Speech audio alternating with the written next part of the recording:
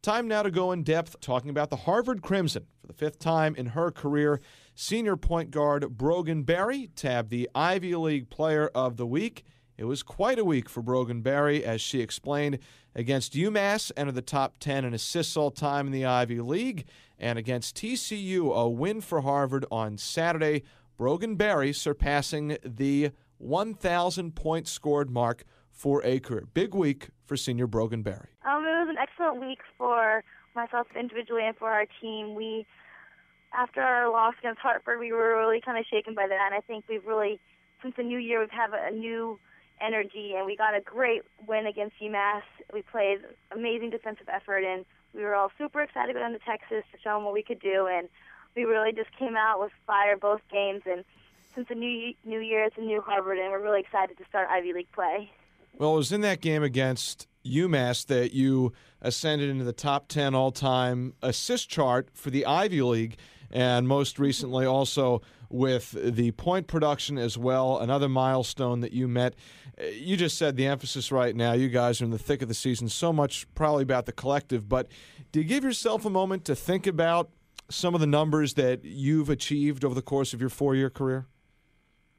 Right now, I really just try to focus on it at all. Maybe after my career's over, I can look back and think of all that I've done. But it's a huge honor. I've had a ton of support from my friends and family, and that just makes me want to go out and keep doing well myself and well collectively as a team. Let's talk a little bit about your team because, as Brian mentioned, you guys are just coming back from Texas after beating TCU, and you'll be getting into the guts of the Ivy League schedule here coming up this weekend, going up to Hanover to take on Dartmouth. When you look at the women's side of the Ivy League this year, I think a lot of people think that Princeton is the kind of the team to chase after, the team that is potentially the number one team in the league. But when you get past that, between yourselves and Brown and Penn and a couple other schools, there are a lot of very good teams in the Ivy League this year. Yeah, I definitely think the Ivy League every year since I've been at Harvard, it's been getting more competitive.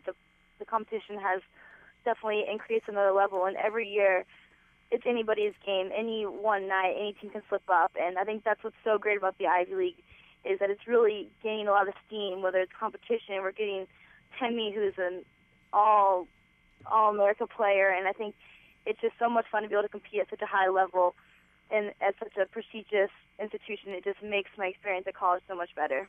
The other thing I wanted to ask you about is playing basketball in New England, because I think sometimes people don't give it as much credit as it probably deserves, whether it be on the men's or the women's side. And you guys have played, pretty much everybody in New England, but from playing New Hampshire to playing UMass, Holy Cross, Providence, Rhode Island. It kind of follows along the same lines with the Ivy League as well. I would imagine you've probably seen that too over your 4 years. The level of play in New England with all the schools is pretty good. Yeah, it's definitely our non-conference schedule, which is a lot of East Coast teams, has really set us up well for an Ivy League team. We all kind of play similar, tough defense, aggressive, and it's just really prepared us for a great Ivy League season just because we've had such great competition in the East Coast.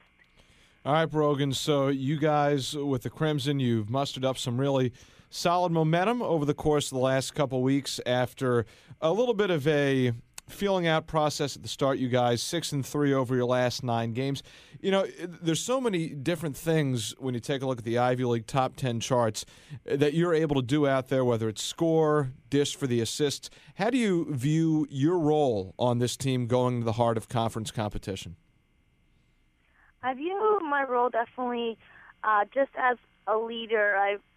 I'm one of the co-captains this year, and I've always been a point guard, and I've always taken a leadership role into that. And whether, like I said, whether it's scoring or whether it's getting my teammates the ball or just playing tough defense, whatever it is, it's always just try to set the tone, set the example for the rest of my teammates.